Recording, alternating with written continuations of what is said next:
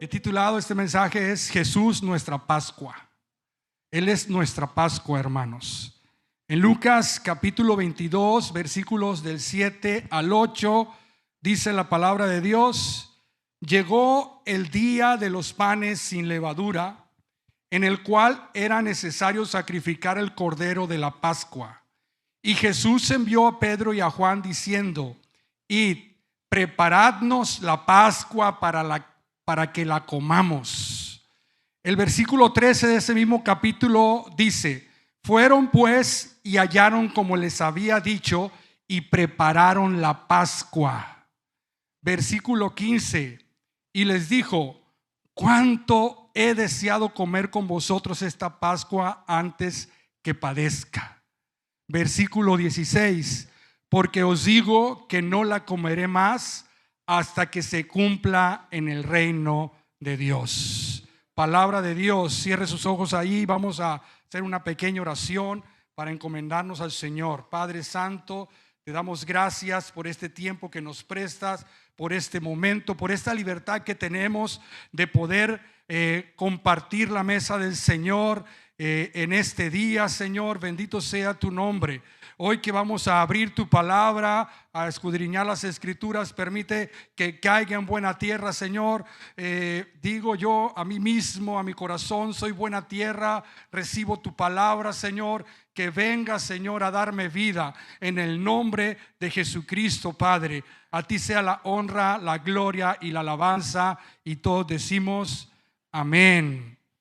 Ese día, hablando de, vamos a ponerle que fue jueves, como un día como hoy, no solamente tomaron lo que llamamos nosotros la Santa Cena, la Pascua judía o la Santa Cena nosotros, sino que también fue lavado de pies. Ahí se anunció la traición de Judas en ese día, lo que debe ser la grandeza del servicio, ¿sí? Como Claudio nos platicaba ayer, ¿verdad? Que se estaban peleando en el último momento de quién era el mayor, y el Señor tuvo que darles un estate quietos a cada uno de sus discípulos. Es cuando también le dijo el Señor que llevaran bolsa, alforja y espada, horas, y tenían que vender la capa para conseguir una espada. O sea, prepararse para lo que va a venir, ¿sí? Que estuvieran preparados. Fue cuando dijo la negación de Pedro, cuando les dijo: un nuevo mandamiento os doy, la promesa del Espíritu Santo, cuando el Señor dijo que Él era el camino, la vid verdadera. Le habló de la obra del Espíritu Santo, que el mundo los iba a aborrecer, pero su tristeza se iba a convertir en gozo. Bueno, habló de muchas cosas el Señor. La oración de Jesús por sus discípulos fue después de la cena, que iban camino al Getsemaní, la oración en el Getsemaní, bueno, el arresto de Jesús, y ustedes saben la historia. O sea, esa noche estuvo muy compleja para el Señor, ¿verdad? Podríamos decir, y platicó con los discípulos mucho tiempo, y no solamente oró por ellos, sino por todos aquellos, o sea, por nosotros, por todos aquellos que iban a escuchar el evangelio más adelante. O sea, oró por nosotros también, hermanos. ¿Cuántos saben que estamos en las oraciones de Jesús? Bueno, pero el Señor comió la Pascua, hermanos.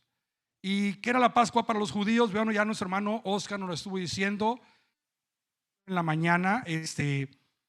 Significaba la última plaga, ¿ok? En la última plaga que iba a mandar el Señor a los egipcios, la 10ª plaga, iba a matar a los primogénitos, tanto de los humanos como de los animales. Y si en una casa estaba un primogénito que era el papá, y la mamá era primogénita también, y el hijo era el primogénito, pues todos se morían, ¿verdad? Pero el Señor les dijo que tenían que hacer algo, y eso fue la Pascua, que tenían que matar un cordero sin defecto, ¿sí? Y con la sangre pintar los lindeles de la puerta, los postes y el lindel, para que cuando viniera el ángel de la muerte y viera la sangre, pasara por alto. De hecho, la Pascua, que es en la palabra en hebreo Pesaj o Pesaj, significa pasar por alto, brincar, pasar sobre, volar por arriba de él, ¿sí? Y eso es lo que pasó, ¿verdad? Venía el ángel de la muerte, venía la sangre y pasaba por arriba. Bueno, si usted quiere aventarse esa historia, lea Éxodo capítulo 12 y ahí lo va a ver con más detenimiento. Dice la palabra de Dios en Colosenses 2:17, dice que todo lo cual es sombra de lo que ha de venir, pero el cuerpo es de Cristo. Y en Hebreos 10:1 dice, porque la ley, teniendo la sombra de los bienes venideros, ¿sí? O sea, esto no quiere decir que todo lo que pasó en el Antiguo Testamento, muchas de las cosas era algo que apuntaba solamente a Jesús. Y la Pascua era un evento, una celebración que apuntaba a Jesucristo. Hay otro texto que dice en Hebreos 8:5, dice que las cosas de la tierra son figuras y sombra de las cosas celestiales. Si se acuerdan que cuando hicieron el tabernáculo, Moisés subió al monte y lo que vio allá lo escribió para hacerlo en la tierra, pues es sombra de lo que hay allá en el cielo. Y cuando hablamos de la Pascua, que fue parte de la ley y que apuntaba a Jesús, y es una cosa terrenal, hermano, es algo que ya estaba preparado desde antes de la fundación del mundo. Estaba en la mente de Dios para nosotros, ¿sí? Desde antes de que nosotros naciéramos. Todo está diseñado por el Señor allá en los cielos. Bendito sea el nombre de Dios. También dice la palabra de Dios que las cosas que se escribieron antes para nuestra enseñanza se escribieron. Romanos 15:4. Todo lo que está escrito en el Antiguo Testamento tiene una enseñanza para nosotros en la actualidad. Ahora, vamos a ver un poquito más de lo que era la Pascua y les voy a compartir cómo comían las Pascuas en los tiempos de Jesús. Cómo se comía, qué hacían. Número 1, dice, todos en el lugar ya que estaban reunidos, había un presidente, un dirigente de la fiesta, daba las gracias y todos bebían la primera copa de vino mezclada con agua. Número 2, todos se lavaban las manos. Número 3, se preparaba la mesa, el cordero, panes sin levadura, hierbas amargas y un plato de salsa espesa, símbolo del mortero con el que hacían los ladrillos en Egipto. Número 4, todos mojaban una parte de las hierbas amargas en la salsa y la comían. Número 5, se sacaban los platos de la mesa, o sea, se retiraba todo lo que se había puesto y los niños o prosélitos recibían instrucción acerca del significado de la fiesta, o sea, por qué esa celebración, ¿ok? De parte del presidente, de parte del encargado, a los niños y a los prosélitos, o sea, a aquellas personas que se querían hacer judíos. Había un recordatorio, una remembranza. Apúntelo eso bien, hermanos. Se volvían a traer los platos otra vez y el presidente decía, esta es la Pascua que comemos porque el Señor pasó por alto las cosas de nuestros padres en Egipto, sosteniendo en alto las hierbas amargas, decía, estas son las hierbas amargas que comemos en memoria de que los egipcios amargaron la vida de nuestros padres. O sea, había no solamente un recordatorio en la mente, sino que practicaban cosas que los hacían recordar, ¿sí? Todo esto, hermano, porque al ser humano se les olvidan las cosas, ¿verdad? Y es más fácil hacer y recordar. O sea, había una simbología, un trasfondo ahí que respaldaba todo lo que estaban haciendo. Bueno, una vez que hacían todo ese recordatorio y se volvían a traer los platos y decía todo eso el presidente ahí, el encargado, dice, después se refería al pan sin levadura. Este es el pan de aflicción que nuestros padres tuvieron que comer cuando salieron de Egipto. Y se repetían los salmos 113 y 114. El salmo 113, Dios levanta al pobre. El salmo 114, las maravillas del Éxodo. Y finalizaban con una oración. Todos bebían la segunda copa de vino.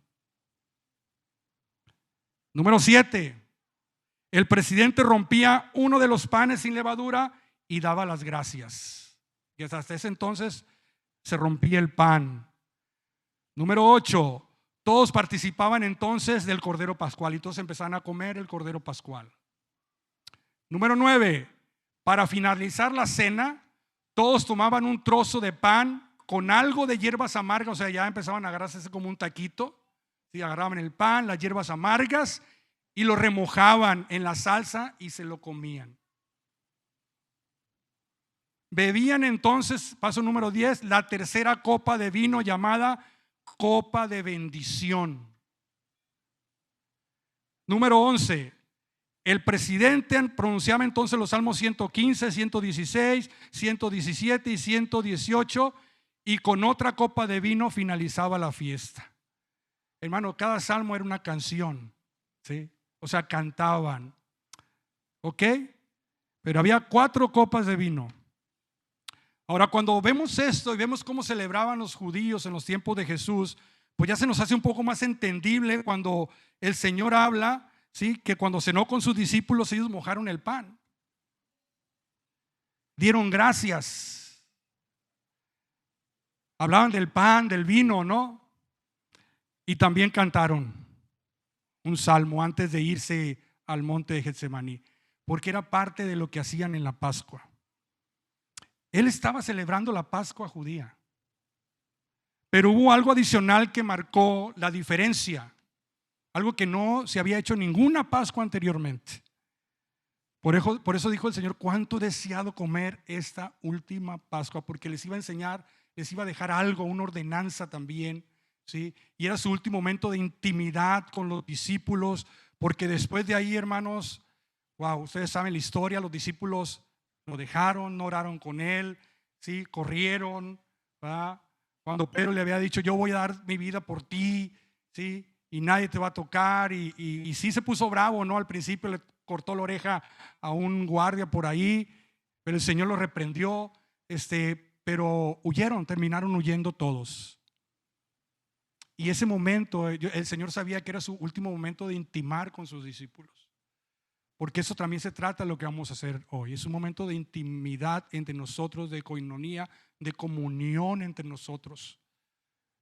Eso lo vamos a ver ahorita. Él dijo algo diferente. No era la misma cena de todos los años. Jesús dijo, tomando el pan: esto es mi cuerpo que por vosotros es dado. Haced esto en memoria de mí. De igual manera, después de que hubo cenado, o sea, en la tercera copa, después de que comieron la Pascua, tomó la tercera copa, ¿sí? Y dijo: esta copa es el nuevo pacto en mi sangre, que por vosotros se derrama. Lucas 22, 19 y 20. Esa fue la diferencia que dijo el Señor. Ahorita vamos a hablar un poquito más de eso. Esa Pascua, la Pascua que hoy hace referencia, hay analogía entre lo que representa Jesús para nosotros. En Éxodo 12:3 dice la palabra de Dios: hablad a toda la congregación de Israel diciendo: en el 10 de este mes tómese cada uno un cordero según las familias de los padres, un cordero por familia. ¿Y quién sabe lo que dijo Juan el Bautista? He aquí el Cordero de Dios que quita el pecado del mundo, refiriéndose a nuestro Señor Jesucristo, nuestro Cordero Pascual. Isaías dijo en el capítulo 53, versículo 7: como cordero fue llevado al matadero, ¿sí? Como oveja delante de sus trasquiladores, enmudeció, no abrió su boca. Bendito sea el Señor. Éxodo 12:5 dice la palabra de Dios: el animal, o sea, el corderito, será sin defecto. ¿Qué dice la palabra de Dios en Hebreos 4:15? Que el Señor fue tentado en todo, pero sin pecado. Sin pecado, hermano. En todo fue tentado el Señor. Por eso tenemos un sumo sacerdote que puede compadecerse de nuestras debilidades. El Señor conoce bien nuestras debilidades y sabe que somos carne, que somos faltos, ¿sí? Porque el Señor pasó por donde nosotros pasamos sin pecar. Él sabe, ¿sí? Él se compadece de nosotros. Bendito sea el nombre del Señor. Éxodo 12:6 dice: y lo guardaréis hasta el día 14 de este mes, y lo sacrificará o lo inmolará toda la congregación del pueblo de Israel entre las 2 tardes. El cordero tenía que morir. Y el Señor murió, pero hubo una diferencia. Al corderito de Éxodo lo llevaban. El Señor ponía su vida. Dice Juan 10, 17 al 18: por eso me ama el Padre, porque yo pongo mi vida para volverla a tomar. Nadie me la quita, sino que yo de mí mismo la pongo. Tengo poder para ponerla y tengo poder para volverla a tomar. este mandamiento recibí de mi Padre. Aunque ellos pensaban que ellos lo habían matado, ¿sí?, y fueron instrumentos de Dios para eso, Él ponía su vida. Él tenía el poder para hacer los pedazos a todos, hermanos. Pero dice su palabra que era manso de corazón, era humilde y manso de corazón. Y cuando hablamos de mansedumbre, hablamos de alguien que tiene un potencial inmensamente grande, pero se reprime a sí mismo con tal de no hacer daño. Y ya se lo he compartido a ustedes en otras ocasiones. No es lo mismo que me venga y me pegue una persona, no sé, Mr. Universo, no sé, Charles Atlas, no sé quién, alguien de 2 metros y me pegue unas patadas y yo diga, no le voy a contestar porque soy manso y humilde de corazón, ¿verdad? O sea, soy manso y humilde, no. ¿Qué le voy a contestar, hermano? Y aunque le conteste, le voy a ganar. No tengo el poder para ello. Pero cuando yo tengo el poder para hacer algo y que lo puedo hacer y sé que yo puedo vencer y me contengo, entonces soy manso. Eso era el Señor, ¿sí? Cuando Pedro sacó la espada y quiso hacer lo que hizo, quería matar a este soldado, el Señor le dijo, cálmate, ¿qué pasa? ¿Qué no sabes que yo tengo ahorita en este momento? Le pido a mi Padre 12 legiones de ángeles y él me los manda. 12 legiones de ángeles. O sea, ¿sabes cuánto representa eso? Alrededor de unos 50,000 ángeles, más o menos, para que te des una idea. Y un ángel, ¿a cuántos seres humanos puede derrotar? O sea, el Señor tenía el poder, pero Él ponía su vida, ¿sí? Él la ponía porque fue obediente al Padre hasta la muerte. Era un león, hermanos. Era un león. Y debemos aprender de eso porque dice que no estimó el ser igual a Dios como cosa a que aferrarse, sino que se despojó a sí mismo, tomando forma de siervo, hechos semejantes a los hombres, y estando en la condición de hombre, se hizo obediente hasta la muerte y muerte de cruz. Él dejó todo lo que era por venir a pagar el precio por nuestra salvación. ¿Sí o no merece la gloria y la honra a nuestro Señor? Dice Éxodo 12:46, hablando del Cordero Pascual, 12:46: se comerá en una casa y no llevarás de aquella carne fuera de ella, ni quebraréis hueso suyo. ¿Y qué dice el Evangelio según San Juan capítulo 19 versículo 33? Mas cuando llegaron a Jesús, como le vieron ya muerto, no le quebraron las piernas. Era nuestro Cordero. No le quebraron ningún hueso, hermanos, ¿sí? A los otros 2 ladrones les quebraron las piernas para que murieran, para que se ahogaran y se asfixiaran. Pero el Señor ya estaba muerto, así que Él cumplía con eso del Cordero Pascual. No solo tenía que morir el Cordero, dice Éxodo 12:7, y tomarán de la sangre y la pondrán en los 2 postes y en el dintel de las casas que lo han de comer. O sea, tenían que comerlo. Si tú te lo comes, tú te tienes que apropiar de su sangre.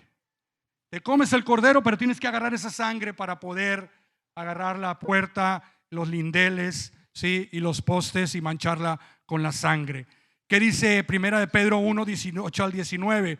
Sabiendo que fuiste rescatados de vuestra manera de vivir, la cual recibiste de vuestros padres, no con cosas corruptibles como oro o plata, sino con la sangre preciosa de Cristo, como un cordero sin mancha y contaminación. La sangre de Jesús nos limpia de todo pecado. No solamente su muerte, sino su sangre. Bendito sea el nombre del Señor. Éxodo 12:13: la muerte pasaría de largo, dice la palabra de Dios, y la sangre os será por señal en las casas donde vosotros estéis. Y veré la sangre y pasaré de vosotros, y no habrá en vosotros plaga de mortandad cuando hiera la tierra de Egipto. Hemos sido rociados por esa La muerte no tiene potestad sobre nosotros, hermanos, porque hemos sido rociados con la sangre de Cristo. Cuando hicimos esa profesión de fe, que creímos en el sacrificio de nuestro Señor, en su muerte y en su resurrección, hemos rociado nosotros, no hemos sido rociados con la sangre de Cristo. Primero de Pedro 1 dice: elegidos según la presencia de Dios Padre en santificación del Espíritu, para obedecer y ser rociados con la sangre de Jesucristo. Bendito sea el nombre de Dios. Por eso el Señor dijo: yo soy la resurrección y la vida. El que cree en mí, aunque esté muerto, vivirá. Y todo aquel que vive y cree en mí no morirá eternamente. ¿Crees esto?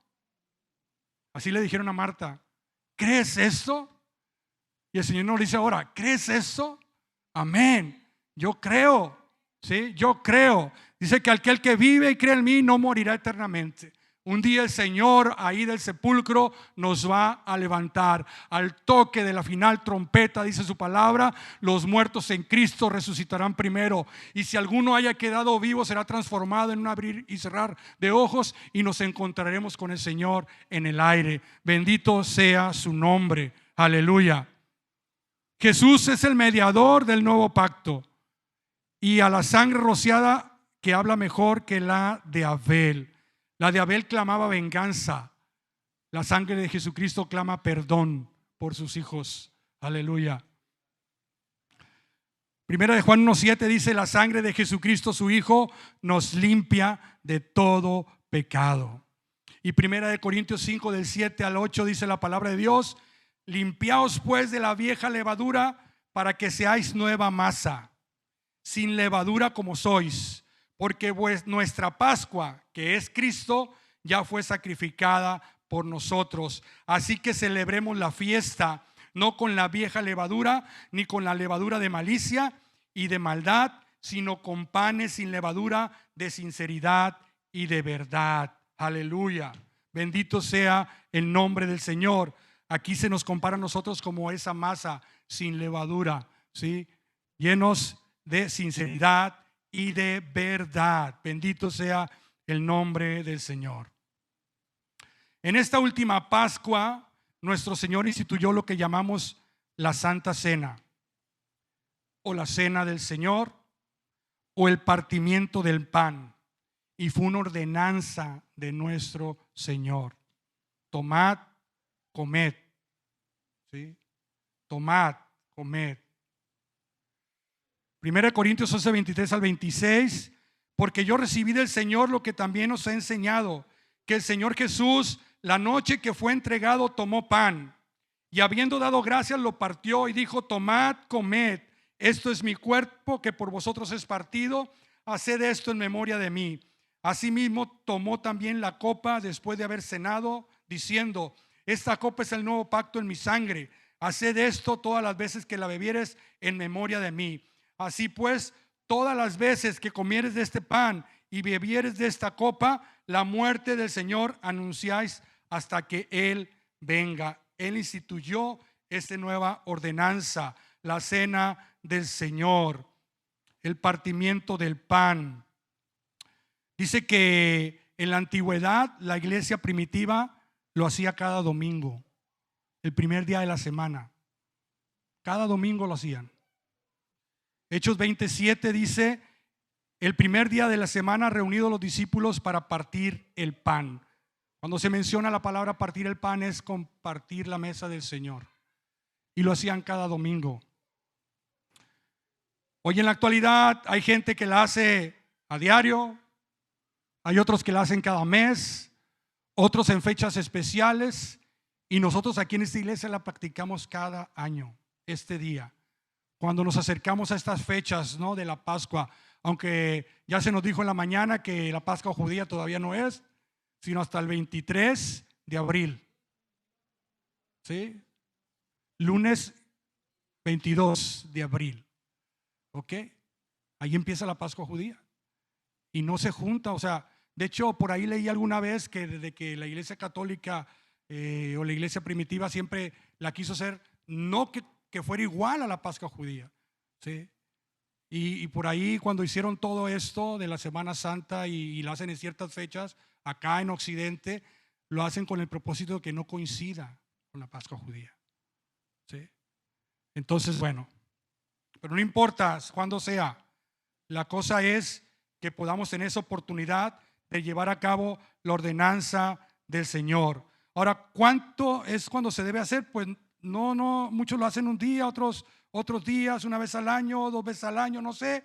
Pero una cosa sí sabemos, que dijo el Señor: así pues, todas las veces que comieres de ese pan, o sea, todas las veces que lo hicieres, no importa el tiempo, pero las veces que lo hagas, hay una manera de hacerlo.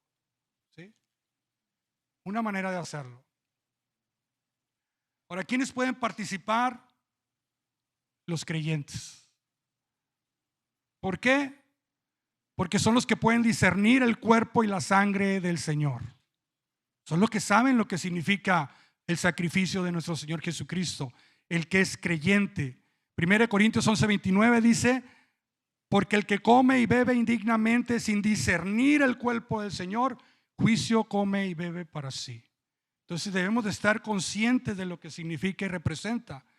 El cuerpo es un símbolo del sacrificio de nuestro Señor. La sangre también simboliza, el vino simboliza la sangre derramada por nuestro Señor Jesucristo. Y sabemos lo que eso significa para nosotros. Y dentro de los creyentes, ¿quiénes pueden participar? Dice la palabra de Dios que tenemos que probarnos a nosotros mismos, no beber ni comer indignamente. 1 Corintios 11:28 dice: por tanto, pruébese cada uno a sí mismo y coma así del pan y beba de la copa. Pruébese a sí mismo. O sea,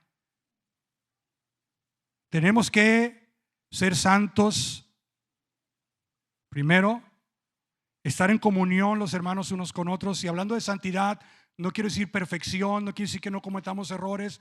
Acuérdense que ya somos santos. El Señor ya nos puso en un lugar de santidad, nos apartó, ¿sí? Pero en el caminar cometemos errores, ¿sí? Y cuando dice que cuando vengamos a comer, estemos conscientes de los errores que hemos cometido. Y si hemos cometido algún error, pedir perdón al Señor, ¿sí?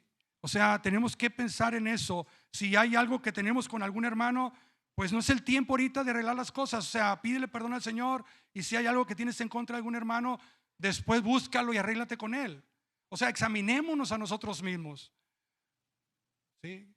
Examinemos nuestro corazón y pidámosle perdón al Señor. Y el Señor pues ya pagó por nuestros pecados, hermano. El Señor nos va a perdonar, ¿sí? Queremos simplemente beber dignamente y comer dignamente de esto, de la mesa del Señor. No somos perfectos en el sentido de impecabilidad. Se trata de comer reverentemente, con respeto, con una admiración profunda, con temor a Dios y con conocimiento de lo que estamos haciendo, discernimiento de lo que estamos haciendo. De eso se trata. Yo me acuerdo cuando antes estábamos en la iglesia apostólica, bueno, se tenía otro concepto y pues te sentías indigno y ya no comías. Pero el mensaje del apóstol Pablo no dice eso. Dice: examínese y coma así del pan. O sea, examínese y coma. No dice examínese y no coma, ¿sí? Sino coma del pan y beba del vino. Pero tomen su momento de reflexión. Amén. O sea que todos podemos comer. Si hemos creído en Jesucristo como nuestro Señor y Salvador, podemos participar de la mesa del Señor. ¿Qué proclamamos con esto que vamos a hacer ahorita? Proclamamos su muerte, su resurrección y la segunda venida de Cristo. Esto es mi cuerpo que por vosotros es partido. Esta copa es el nuevo pacto en mi sangre. 1 Corintios 11, 24, 25. O sea, su muerte. Y así pues, todas las veces que comieses de este pan y bebieses de esta copa, la muerte del Señor anuncias hasta que Él venga. O sea, la muerte anunciamos hasta que Él venga. O sea, su segunda venida. Anunciamos que Él va a venir. Y si anunciamos su muerte y anunciamos que Él va a venir, pues anunciamos su resurrección también. Que Él resucitó y está vivo y está sentado a la diestra de Dios y es un abogado por nosotros, ¿sí? Tenemos un abogado que intercede por nosotros y que está con nosotros todos los días hasta el fin del mundo, dice su palabra. ¿Qué proclamamos con esto que vamos a hacer ahorita? Proclamamos la unidad de la iglesia. Primera de Corintios 10 del 16 al 17 dice: la copa de bendición que bendecimos ¿no es la comunión de la sangre de Cristo? El pan que partimos ¿no es la comunión del cuerpo de Cristo? Siendo un solo pan, nosotros con ser muchos somos un cuerpo, pues todos participamos de aquel mismo pan. Por eso también se llama la cena del Señor comunión, porque es la comunión de unos con otros, hermanos. Bendito sea el nombre del Señor. Por último, la Santa Cena es el recuerdo de nuestro Señor Jesucristo. Él dijo: haced esto en memoria de mí. Aunque proclamamos su muerte, aunque recordamos su resurrección y recordamos su venida, el Señor es más que eso, hermanos. Nuestro Señor es más que eso. Por eso dijo: hagan esto en memoria de mí, de lo que yo represento para ustedes. Y aunque el Señor murió por nosotros, resucitó, nos dio nueva vida, el Señor representa más de eso. Por eso me gusta ese canto que dice Marcos Vidal, cuando le dice al Señor: solo déjame mirarte cara a cara y perderme como un niño en tu mirada, y que pase mucho tiempo y que nadie diga nada, porque estoy viendo al Maestro cara a cara. Que se ahogue mi recuerdo en tu mirada. Quiero amarte en silencio y sin palabras, y que pase mucho tiempo y que nadie diga nada. Solo déjame mirarte cara a cara. Simple y sencillamente el estar con el Señor, el estar con Él, ¿sí? Yo sé que Él murió por mí, yo sé que Él me dio vida eterna, pero el Señor representa mucho más que eso. Es el creador de todo el universo. Es el que hizo todas las cosas que vemos y que no vemos, por su mano fueron hechas. Aleluya. Es el que me cuida todos los días. Sin Él yo no podría ser. Sin Él yo no podría avanzar. Bendito sea el nombre del Señor. Él se humilló hasta lo sumo. Su humillación desde el cielo hasta la muerte, y muerte de cruz, la muerte más humillante que pueda haber existido. Sí, no solamente dolorosa, y ya nos hablarán más de ello mañana, sino que los ponían desnudos, hermanos, en la cruz. Una vergüenza, hermanos. Era una vergüenza, era lo peor que podía pasar. Por ahí hay relatos de que los cuervos se acercaban y en vida le sacaban los ojos a la gente que duraba mucho tiempo en la cruz, ¿sí? Pero el Señor dice que por amor a ti no abrió su boca. Fue obediente y hasta la muerte de cruz. Bendito sea el nombre del Señor. ¿Cuántos van a participar de la mesa del Señor en esta noche? Amén. Todos aquellos que hayan creído en Jesucristo como su Señor y Salvador y le hayan recibido en su corazón, pueden participar de esta comunión unos con otros. Si tienen algo que confesar, confiesen al Señor. El Señor los va a perdonar, porque así es nuestro Señor amoroso. Está esperando con los brazos abiertos a que nos acerquemos a Él. Jamás nos va a rechazar. Él ya pagó por nuestros pecados. Si tienes algo en contra de un hermano, pídele perdón al Señor. participa de la cena y ve después y arréglate con el hermano. No hay ningún problema por eso. Pero participa de este mandamiento del Señor en esta noche. Dios les bendiga, hermanos.